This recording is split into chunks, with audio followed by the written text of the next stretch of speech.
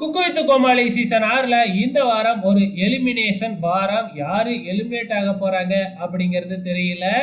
அதே டைம்ல இன்னைக்கு சனிக்கிழமை எபிசோடு இல்லையா, வழக்கம் போல பேரிங் முடிஞ்சதுக்கு அப்புறம் அட்வான்டேஜ் டாஸ்க் நடக்கும். இந்த வார அட்வான்டேஜ் டாஸ்க் வந்து பாத்தீங்கன்னா தர்பூசணி ஜூஸ் பண்றது. அதுவும் சாதாரணமா மிக்சிலலாம் நம்ம போட்டு பண்ண முடியாது. சைக்கிளிங் பண்ணணும். சைக்கிள் பண்ண பண்ண வந்து பாத்தீங்கன்னா சைக்கிளுக்கு முன்னாடி வச்சிருக்கிற அந்த மிக்சி வந்து சுத்துற மாதிரி வச்சிருக்காங்க கான்செப்ட். ஸோ மாறி மாறி கோமாளிகள் கொஞ்ச நேரம், குக்குகள் கொஞ்ச நேரம் மாறி மாறி சைக்கிளிங் பண்ணணும். இதுதாங்க டாஸ்க்கு.